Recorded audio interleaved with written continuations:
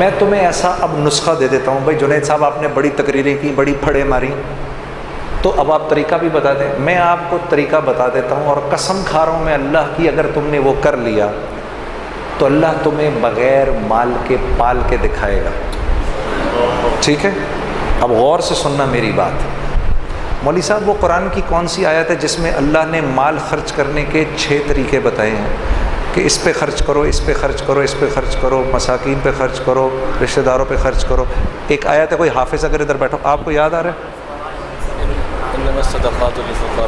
ذرا بتاتے جاؤ. پہلے کس کا نام لیا؟ سب سے پہلے اپنے مال کے 6 حصے کرنے ہیں. آج کے بعد جو گھر میں پیسے آئیں گے اس کے 6 حصے کرنے ہیں. ٹھیک ہے, غور سے سن لو. جو گھر میں پیسے آئیں گے اس کے کتنے حصے کرنے ہیں؟ 6 حصے کرنے ہیں. سب سے پہلے کس پہ خرچ کرنا ہے؟ فقراء پہ خرچ کرنا ہے. ٹھیک ہے جی, سب سے پہلے کس پہ خرچ کرنا ہے؟ پھر کس کا نام لیا؟ پھر مساکین کا, جو مسکین ہیں بیچارے. ٹھیک ہے, پھر اس کا نام لیا. ہاں,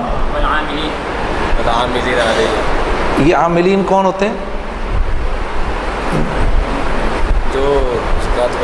جو اچھا, یہ وہ والی آیت ہے جس میں گردن چھڑانے والوں کا بھی ذکر ہے.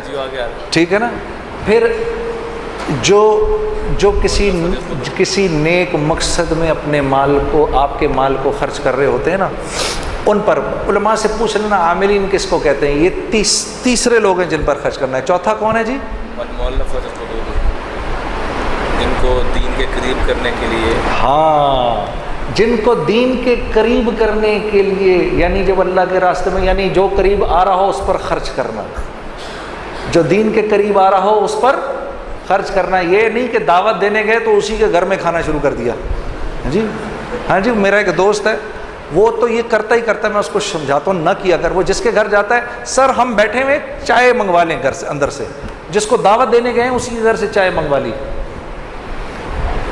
جس بندے نے مجھے وصول کیا تھا, جنید غنی نے, وہ مجھ پر پیسہ خرچ کرتا تھا. اتنا کہ میں شرم کے مارے مجھے سمجھ میں نہیں آتا تھا میں کیا کہوں. میں اس کی ہر بات مان لیتا تھا. وہ مجھ پر خرچ کرتا تھا. ٹھیک ہے, 4 ہو گئے. 5واں گردنیں آزاد کرنے, جو قیدی ہوتے ہیں, جو عدالتوں میں پھنسے ہوئے ہوتے ہیں, جن پر قرض چڑھے ہوئے ہوتے ہیں, اللہ کے راستے. وابن السبیل, اور جو اللہ کے راستے میں ہوتے ہیں. 6 تو یہ ہو گئے. اپنے مال کے کرو 7 حصے, اور 7واں حصہ گھر والوں پر. اب یہ بات تو بڑی, پھر سمجھ لو کہ پاگل ہوں نا. ہاں, کوئی گل نہیں. میرے نبی نے اللہ کا ذکر ایسے ہی کرنے کو کہا کہ لوگ تجھے پاگل ہی سمجھیں.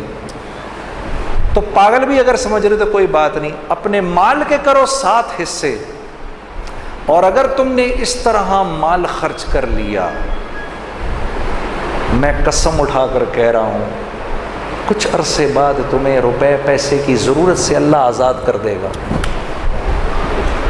اگر نہ کیا